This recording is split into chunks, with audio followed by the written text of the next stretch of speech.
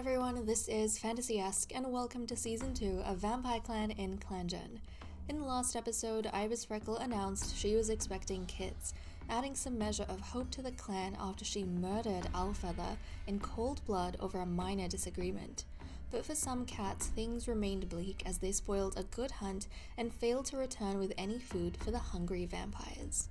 We are now picking up on the first turn of Greenleaf, and it is Moon 87, so let's dive in and take a look at what happens next. How are things looking in events? Well, Vampyre Clan doesn't have enough prey for the next moon, of course, because Bloomrise screwed up the hunt in the last episode. Grandmaster Bluestar will always feel her grief, but time has softened it, at least a little. Grandmaster Bluestar has gotten heat exhaustion. Burnleaf was moving some branches out of the way when he got a splinter. Twilight Fade realizes that it's not that the camp has been more peaceful lately. He just can't hear as much as he used to. Oh, Twilight Fade! I have been noticing the past couple of moons that Twilight Fade, his health seems to be getting worse and worse, and it truly breaks my heart. Before Owlfeather died, she noticed that he was having a lot more spasms in the lower half of his body that he could not feel, and she was trying to work through it with him, and now it seems as though he is losing his hearing. Twilight Fade, I'm so sad. Sunnytail will always feel his grief, but time has softened it at least a little. Ibis Freckle hopes the litter will be small. She feels overwhelmed at the idea of a big litter. Fawn Nest will always feel his grief, but time has softened it at least a little, and Bloomrise's bruises are gone. Let's go over to the Medicine Cat Den. Let's see, Grandmaster Bluestar was given Poppy as treatment for grief-stricken and then recovered from it. Twilight Fade was given Marigold as treatment for claw wound, less likely to die. What? Less likely to die from his claw wound. Twilight Fade was given Marigold as treatment for torn ear, and then his torn ear healed, but the injury left him scarred. Oh, okay. Sunnytail was given Juniper as treatment for grief-stricken, and then he recovered from that. Fawn Nest was given Juniper as treatment for grief-stricken, and he recovered from that as well. Sunnytail gathered Poppy and Cobwebs this moon. Where is my Twilight Fade? Maybe we can't see it right now because of the way he's curled up, because he's still injured. Oh, no! I have never seen a cat with partial hearing loss. In all the hundreds of episodes I've done of ClanGen, I have never had a cat with partial hearing loss. That makes me so sad. Twilight Fade, why is your life so difficult? And then he has that claw wound, I think from the rogue, because he did save Quiet Flight from a rogue a couple episodes back. Oh my goodness. And Quiet Flight was his former apprentice, I suppose that makes sense. Okay, well, let's look at relationships. Grandmaster Bluestar talks with Twilight Fade about some clan drama. Grandmaster Bluestar hears a nice story about Eagle Dawn. Grandmaster Bluestar promises Master Quiet Flight to always be there to protect her with her life. Burnleaf and Bloomrise cuddle during a storm. Burnleaf hears Quiet Flight laugh at a clanmate's joke even though it was lame. Eagle Dawn tells Twilight Fade that he was worried for him. Oh, Eagle Dawn, that's precious. Maybe he realizes that Twilight Fade's hearing is fading, and he kind of feels the need to look over Twilight Fade a little bit more. Twilight Fade and Bloomrise keep trying to figure out what a bad smell in camp is. Master Quiet Flight notices that Bloomrise always gets better fresh kill to eat.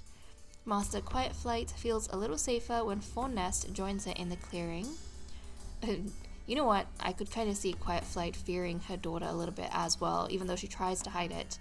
And when her son is close to her, that's when she feels the safest, because even within the family, I think they're second guessing whether or not they can trust Ibis Freckle not to turn on them. Because she is unhinged, you can't rationalize her kind of behavior. Sunnytail realizes how smart Burnleaf is when it comes to certain things. Sunnytail suspects that Eagle Dawn gets special treatment. Sunnytail purrs for a long time at one of Ibis Freckle's lame jokes. I mean, at least he is trying. Maybe Sunnytail feels as though for him to have any sort of stable environment for his kits, he needs to try and understand Ibis Freckle. He needs to try and be there for Ibis Freckle throughout her mood swings so that the kittens have, someone to hold on to, someone to rely on that is going to be consistent and stable. Ibis Freckle goes to Grand Master Bluestar to ask for her wisdom. Eagle Dawn lets Fornest know that a clanmate was talking badly about him.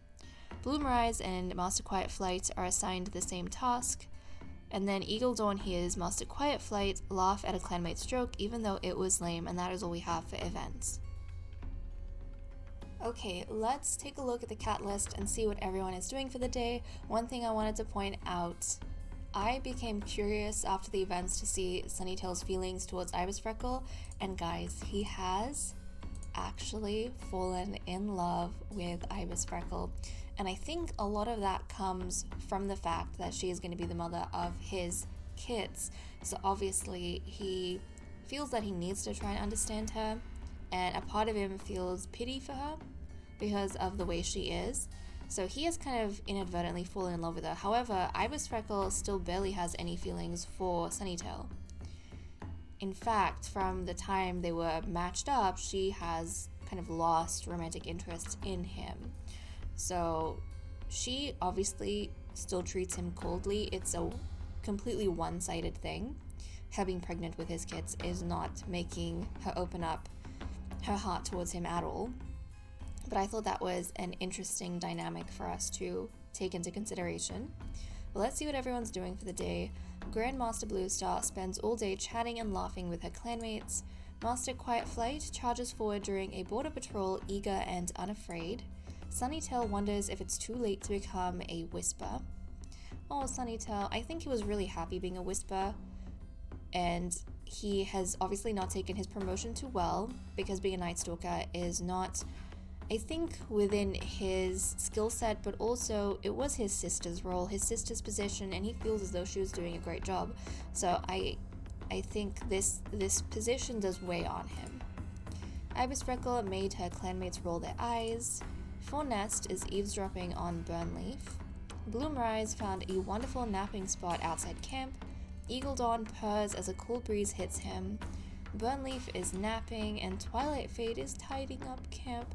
Guys, this cat who was troublesome in his youth, an unusually strong fighter, a great hunter, who is paralyzed and has partial hearing loss, he's the one going around tidying up camp. Just think about it. He would be dragging himself from spot to spot, trying to tidy as much as he's able to with his front two paws, oh, Twilight Fade. Okay, that is all we have for the cat list. Oh my goodness, I am so grateful that we have more than 3 cats that we can send out this time around.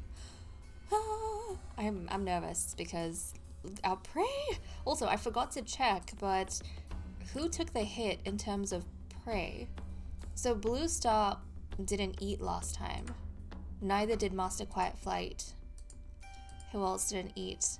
Fornest didn't eat either. And okay, so those are the cats who kind of stepped up and said, you know what, I can go without food. Oh, so it was Grandmaster Bluestar, Master Quiet Flight, and Fornest who said, it's okay, the others can take the food, we'll go without food. Look at them. These are the kind of clan members that you look up to in difficult times. But we'll send off Sunnytail first because he is our Nightstalker. I think this is the first time he's actually going to be going out on a patrol ever since he took on this role and his sister died. So let's see how he does. While gathering herbs, Sunnytail spots a bush of red berries. Proceed. Sunnytail identifies them as raspberries and carefully chews off a branch laden with them to bring back to camp. The herb stalks can use this odd fruit, especially its leaves. Raspberry was gathered, excellent, and now we're going to have our patrol of 4 going out on a hunt. So we have Eagle Dawn, Bloomrise, Fornest, and Master Quiet Flight. Please be able to bring back some food, please. We have 11 prey and we need 23. There's a spring in their steps as the cats head out. Today looks like a good day for hunting. Proceed.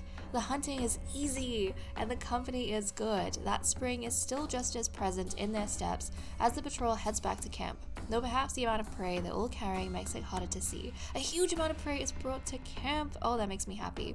I'm wondering if Bloomrise has like performance anxiety, and when things were really rough and it was just the three of them, she became a little bit overconfident and screwed up the hunt. But when everything is kind of normal, they have slightly bigger numbers, she is less stressed and she naturally just performs well. But look at that, we have 62.2 prey now, so nobody's gonna have to worry about food, and this is perfect timing because in the next episode we are going to be having kittens. Our murderous cat, where is she? She must be in the nursery. Right? Or is she here? No, she's here. She's out like where the warrior's den is, next to Twilight Fade. I don't know what reason she has to stick so close to him, honestly, but she's gonna be giving birth in the next episode, so we definitely need the extra food. But okay guys, with that said and done, I am going to leave off here. Thank you so much for watching. I hope you all enjoyed, and I will see you next time. Bye bye.